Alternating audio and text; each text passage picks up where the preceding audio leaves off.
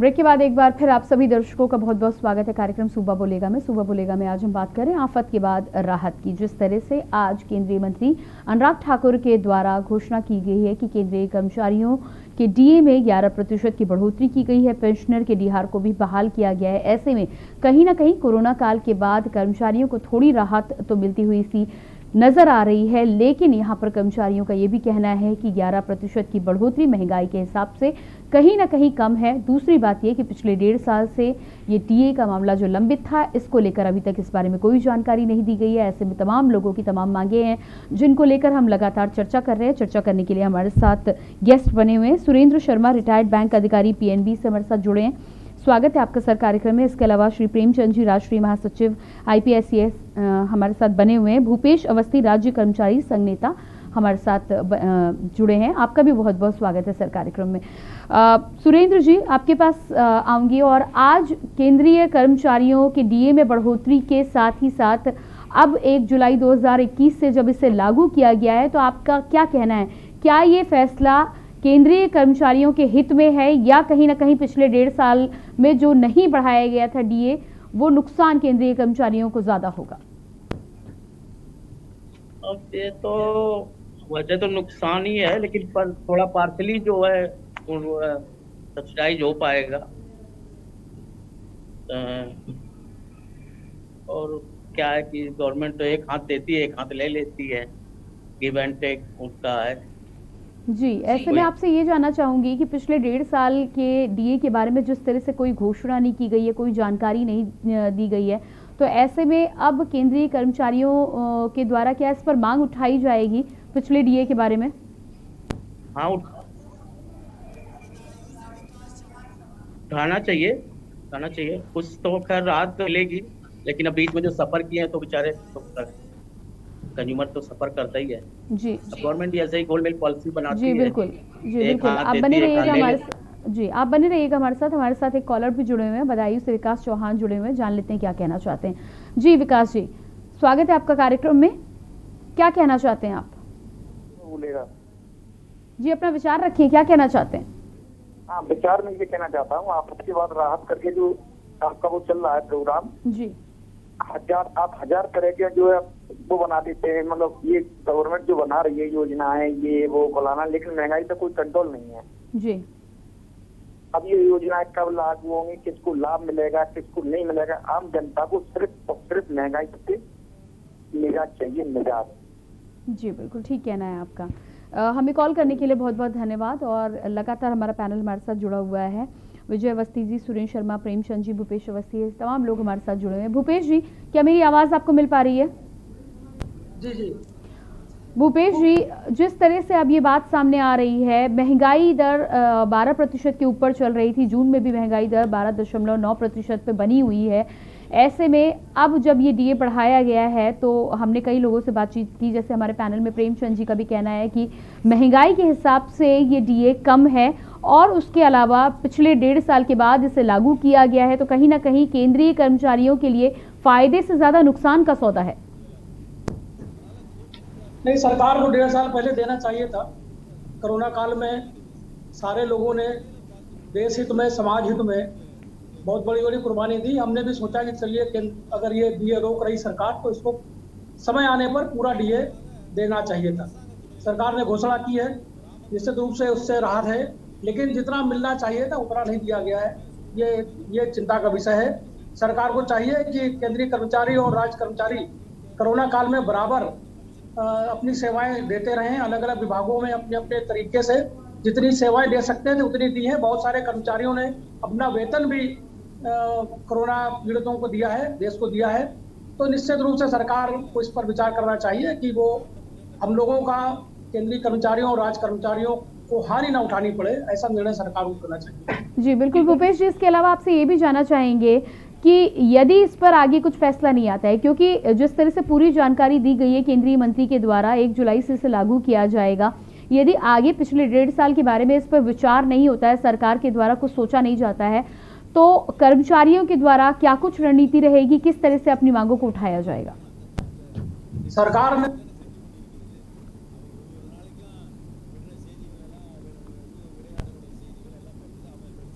जी भूपेश जी से शायद हमारा संपर्क नहीं हो पा रहा है।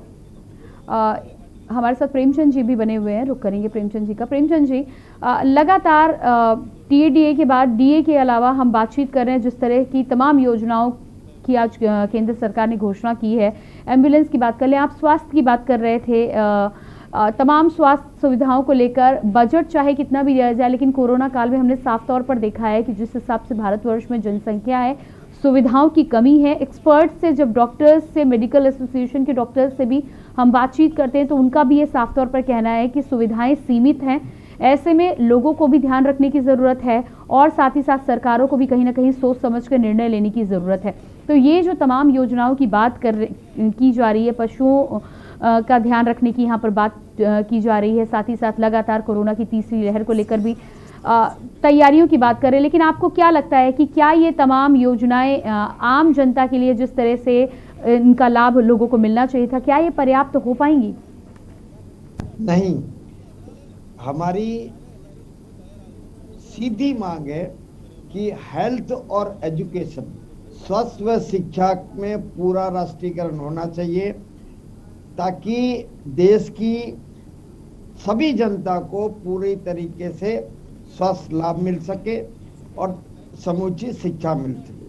कोई भी बच्चा केजी से पीजी तक जहाँ तक पढ़ना चाहे उसको मुफ्त शिक्षा मिलनी चाहिए। इसलिए हमारा संगठन इस पर पुरजोर मांग करता है और पूरे देश में आंदोलनरत है। 25 जुलाई को हमारी अखिल भारतीय कमेटी की मीटिंग होगी जिसमें हम अगला कार्यक्रम तय करेंगे। जी बिल्कुल, तो आपकी मीटिंग में क्या बात उठाएंगे आप प्रेमचंद जी?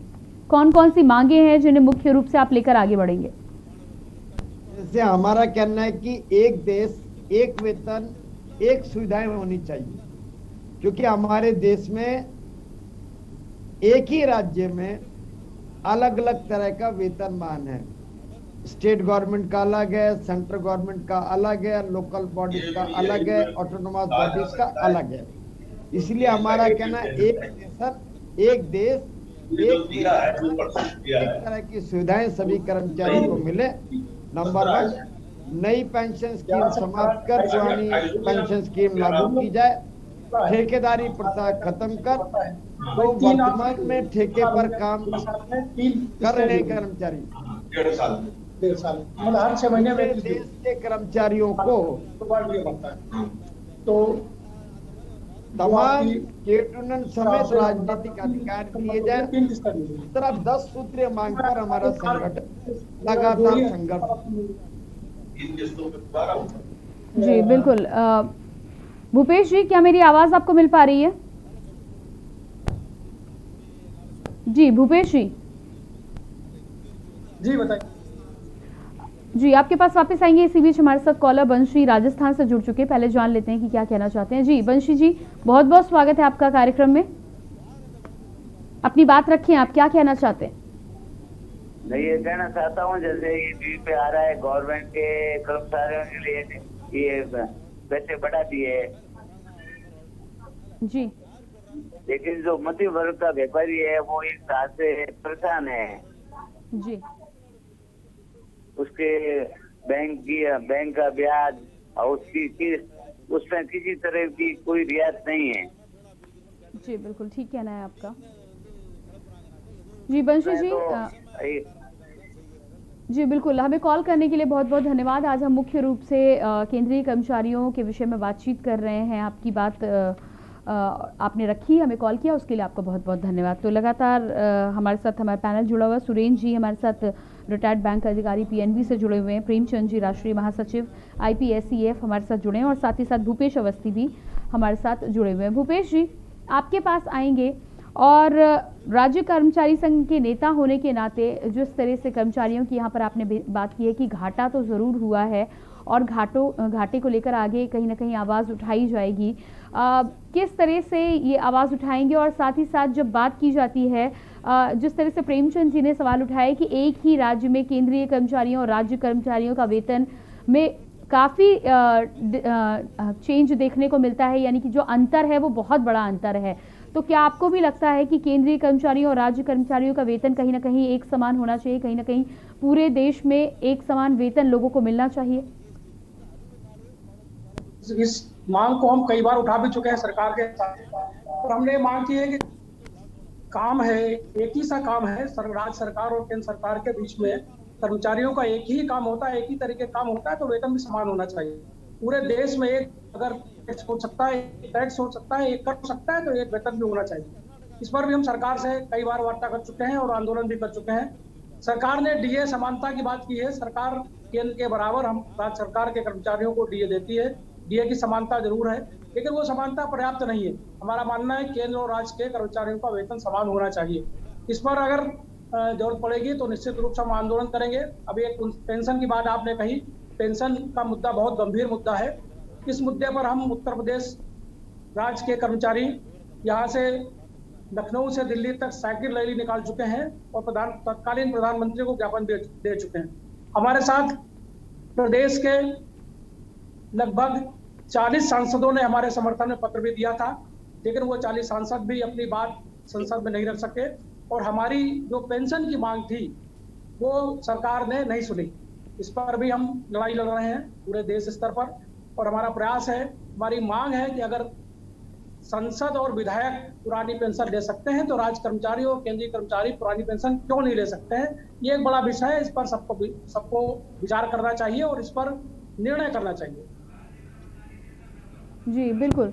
तो जिस तरह से लगातार हम यहाँ पर बातचीत करें, चाहे राज्य कर्मचारियों की बातचीत करें, चाहे केंद्र कर्मचारियों की यहाँ पर बातचीत करें, तमाम ऐसी मांगे हैं जिनको आपने लगातार सरकारों के सामने उठाया है। और अब जब डीए में बढ़ोतरी के साथ कहीं ना कहीं जुलाई से इसे लागू ज़रूर किया जाएगा, लेकिन पिछले 1.5 साल को लेकर कुछ भी कहने से बचा जा रहा है, उसको लेकर अभी तक कुछ भी घोषणा ना ही कोई बात कही गई है। तो आगे आप इस तरह की मांगों को, चाहे आप पेंशन की बात करें, पुरानी पेंशन की बात उठाने की बात करें, या फिर पिछले 1.5 साल के डीए की मांग को उठाने की बात करें, किस तरह से आगे इन मांगों को एक बार फिर से सरकार के सामने उठाया जाएगा? हम संगठन में बैठकर निर्णय करेंगे हम किस तरह से इनको उठाते हैं। उत्तर प्रदेश में चुनाव का समय है और निश्चित तौर पर सरकार को हमारी बात सुननी चाहिए। हम इस पर एक निर्णय बहुत शीघ्र अपनी कार्यकारिणी की बैठक बुलाकर निर्णय करेंगे और इस पर किस तरह का आंदोलन चलाया जाए, इस पर हम गंभीरता से विचार करेंगे। जी बिल्कुल। लगातार हमारे साथ प्रेमचंद जी भी बने हुए हैं। प्रेमचंद जी, जिस तरह से हम पुरानी पेंशन और नई पेंशन की यहाँ पर बातचीत कर रहे थे, आपने जिक्र किया था कहीं ना कहीं कि पुरानी पेंशन की स्कीम को लागू होना चाहिए और उसका लाभ मिलना चाहिए। वन नेशन वन पेंशन की बात भी कई बार उठती हुई आई है, लेकिन इसको लेकर अभी ज़्यादातर ना ही सोचा गया है केंद्र सरकारों के द्वारा, ना ही इस बारे में कोई बात की गई है। आपको क्या लगता है कि जिस तरह से आप राज्य और केंद्र सरकार के कर्मचारियों के समान वेतन की बात कर रहे हैं, क्या उसी तरह वन नेशन वन पेंशन को भी बढ़ावा दिया जाना चाहिए? इंडियन पब्लिक सर्विस एम्प्लॉइज जो है वो central government, state government, autonomous body, local body, जिसका भी फंड डायरेक्ट और इनडायरेक्ट सरकार से आता है, उन सभी कर्मचारियों का संगठन है। इसलिए हमारी मांग देश के तमाम कर्मचारियों की है, चाहे वो केंद्र सरकार के कर्मचारी हो या राज्य सरकार के। ये भारत में अपने तरीके का पहला प्रयास है कि देश के तमाम कर्मचारियों को एक प्लेटफॉर्म पर रखने का प्रयास हम लोग जारी है और इसमें हम काफी दूर तक सफल हुए हैं।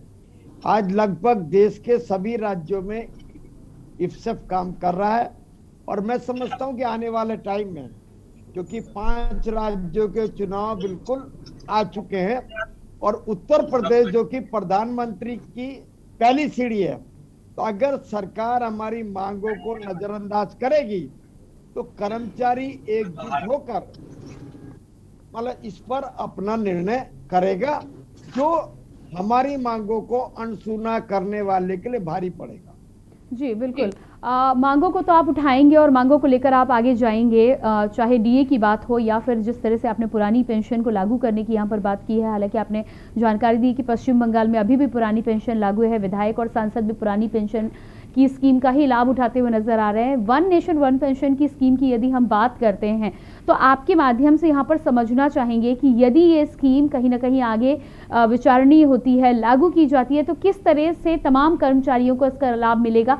खासतौर से जब राज्य कर्मचारियों की बात होती है तो अक्सर ये देखा जाता है कि समान कार्य के लिए जिस तरह से आप कह रहे हैं कि समान वेतन नहीं मिलता है, राज्य कर्मचारियों को कई बार ये देखा गया है कि केंद्रीय कर्मचारियों के मुकाबले कहीं ना कहीं वेतन में जितना रकम मिलनी चाहिए थी और जितना वेतन मिलना चाहिए था उसका लाभ नहीं मिलता। वन नेशन वन पेंशन से क्या तमाम कर्मचारियों को बराबर का लाभ मिलेगा? खासतौर से राज्य कर्मचारियों को ज्यादा लाभ मिलने की उम्मीद है? इसमें मेरा कहना है कि बहुत सारे राज्य, उत्तर प्रदेश जैसे लगातार संघर्ष में है, ऐसे बहुत सारे राज्य संघर्ष में है। निश्चित तौर से जो राज्य संघर्ष में अग्रणी होंगे उनको लाभ ज्यादा मिलने का स्कोप रहेगा। हमारा कहना है कि सरकार जब बाकी मुद्दों पर बैठकर निर्णय करती है तो कर्मचारियों के विषय में भी निर्णय होना चाहिए।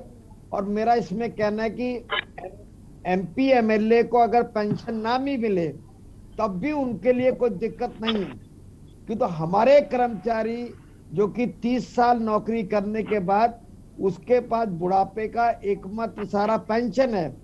तो एमपी एमएलए की पेंशन मिले या ना मिले, हमारे कर्मचारियों के। जी बिल्कुल भूपेश जी, या आपके पास आएंगे। पेंशन की जब हम यहाँ पर खास तौर से बात कर रहे हैं तो वन नेशन वन पेंशन की बात तो हुई है, लेकिन कई विभाग तो ऐसे भी हैं, यदि प्राइवेटाइजेशन की बात कर ले तो यदि प्राइवेटाइजेशन के थ्रू कई विभागों को पीपीपी मॉडल के अंतर्गत दिया जाता है, तो बहुत सारे ऐसे विभाग हैं जहां पर पेंशन को खत्म भी किया गया है। तो ऐसे कर्मचारियों के लिए क्या कुछ आपको लगता है, क्या उनके लिए भी मांग उठाई जानी चाहिए आपके द्वारा? सरकार को इस पर निर्णय करना चाहिए।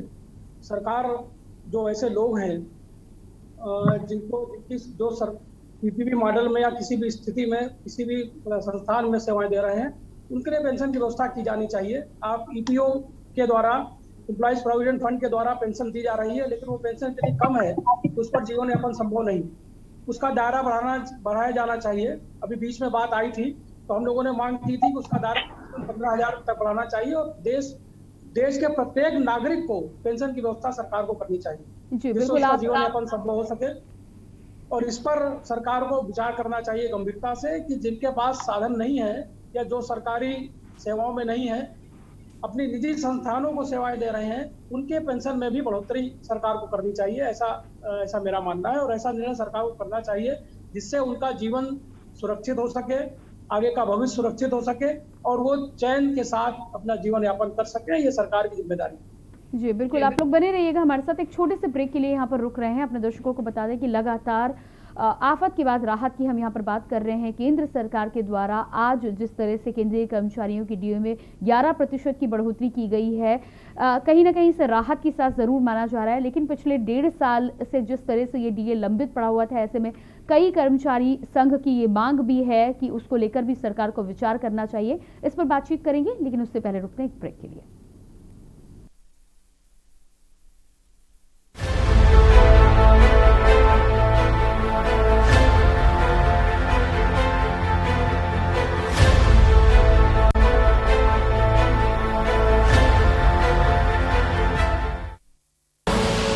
आप देख रहे हैं के न्यूज, खबरों का सारथी।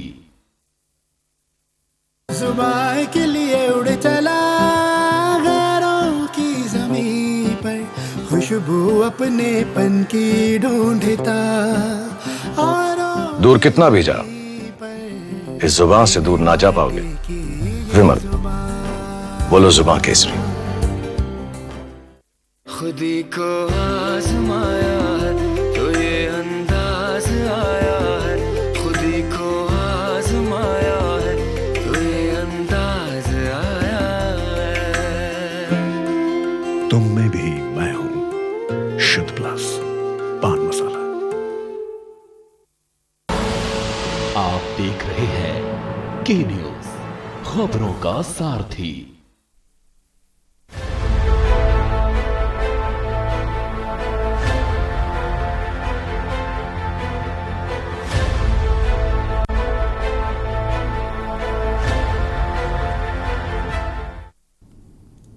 ब्रेक के बाद एक बार फिर आप सभी दर्शकों का बहुत बहुत स्वागत है कार्यक्रम सूबा बोलेगा में। आज हम बात कर रहे हैं आफत के बाद राहत की। केंद्रीय कर्मचारियों के डीए में कहीं ना कहीं बढ़ोतरी जरूर हुई है, लेकिन इस बढ़ोतरी के साथ ही साथ पिछले 1.5 साल से जो ये फैसला लंबित था उसको लेकर भी अब कर्मचारियों के मन में सवाल उठने लगे हैं। कोरोना काल के बाद कहीं ऐसा ना हो कि वो जो डीए है वो उनका रह जाए, और उसको लेकर सरकार ने जिस तरह से कोई घोषणा नहीं की है, अब देखना होगा कि कर्मचारी किस तरह से अपनी मांग को उठाते हैं और किस तरह से सरकारें आगे इस मांग को पूरा करती हैं। हमारे साथ लगातार प्रेमचंद जी और साथ ही साथ भूपेश अवस्थी जी बने हुए हैं। प्रेमचंद जी, जिस तरह से आपने यहाँ पर मांग की है और तमाम लोगों का ये कहना है कि महंगाई भत्ते की महंगाई दर की यदि हम बात करते हैं तो 12% से ऊपर महंगाई दर है। मई के महीने तक तो ये 13% को छूने वाली थी, अब थोड़ी सी जरूर घटी है। ऐसे में जब आपका साफ तौर पर मानना है कि 11% की जो बढ़ोतरी है वो पर्याप्त नहीं है कर्मचारियों के लिए, तो कितने प्रतिशत की बढ़ोतरी की आप सरकार से मांग करते हैं, या कितने प्रतिशत बढ़ोतरी सरकार को देनी चाहिए थी कर्मचारियों को?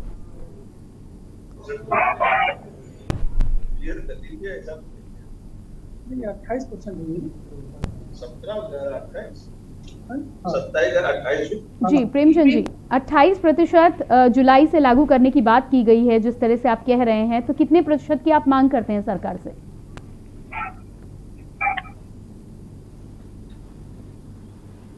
जी प्रेमचंद जी, अपने फोन के अनम्यूट बटन को आप एक बार चेक कर लें, आपकी आवाज हम तक ठीक प्रकार से नहीं पहुंच पा रही है। जी, कहीं ना कहीं आपकी आवाज में दिक्कत आ रही है, एक बार फिर से आप फोन के अनम्यूट बटन को चेक करें प्लीज।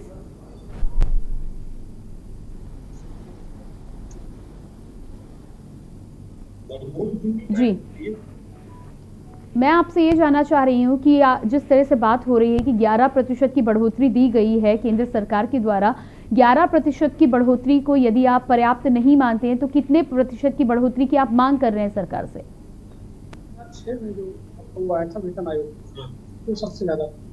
जी भूपेश जी, आपके पास आएंगे। यही सवाल मैं आपसे यहाँ पर करना चाहूंगी। राज्य कर्मचारी संघ के नेता होने के नाते तमाम मांगों को लेकर आप आवाज उठाते रहते हैं। 11% की बढ़ोतरी की बात हो रही, महंगाई दर के हिसाब से इसे कम माना जा रहा है, आपका भी यही कहना है कि कम है, तो कितने प्रतिशत की बढ़ोतरी सरकार को देनी चाहिए थी? इस समय कोरोना काल में महंगाई बहुत बढ़ गई है, आपको सब लोग इस बात को जानते हैं, पूरा देश जानता है। तो हमारा यह मानना है कि सरकार को महंगाई के प्रतिशत के हिसाब, महंगाई भत्ता हमारा जो है महंगाई प्राइस इंडेक्स के हिसाब से चलता है, तो जो प्राइस इंडेक्स आता है उसके हिसाब से सरकार को घोषणा करनी चाहिए।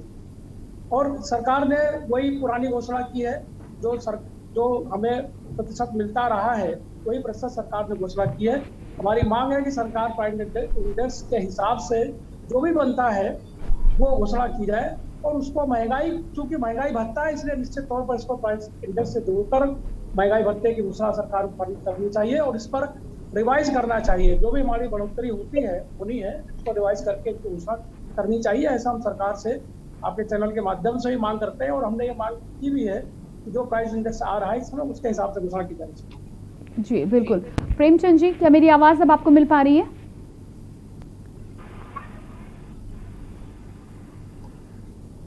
जी, यहाँ पर दिक्कत आ रही है, प्रेमचंद जी की आवाज़ हम तक ठीक प्रकार से पहुँच नहीं पा रही है। हमारे साथ लगातार भूपेश जी भी बने हुए हैं, प्रेमचंद जी बने हुए हैं। अपनी टीम से मैं गुजारिश करूंगी कि यहाँ पर ऑडियो को एक बार फिर से चेक किया जाए। भूपेश जी, इसके अलावा तमाम योजनाओं की जब बात होती है, खासतौर से केंद्रीय कर्मचारियों की हम यहाँ पर बात कर रहे हैं, कर्मचारियों की मांगों को लेकर, जिस तरह से राज्य कर्मचारियों की और केंद्र कर्मचारियों की बात करें, स्वास्थ्य व्यवस्थाओं को यदि देखा जाए तो केंद्रीय कर्मचारियों को तो स्वास्थ्य की दृष्टि से बेहतर सुविधाएं उपलब्ध होती हैं, लेकिन राज्य सरकार के कर्मचारियों को यदि देखा जाए तो कहीं ना कहीं कई विभागों में इसकी कमी देखने को मिली है, पूरी तरह से व्यवस्थाएं नहीं मिल पाती हैं। तो उसको लेकर क्या कुछ मांग है आपकी? हमारी मांग पिछली सरकार के समय से बराबर चली आ रही है। हमने पिछली समाजवादी पार्टी की सरकार में एक मांग की थी कि हमको कैशलेस इलाज की सुविधा प्रदान की जाए।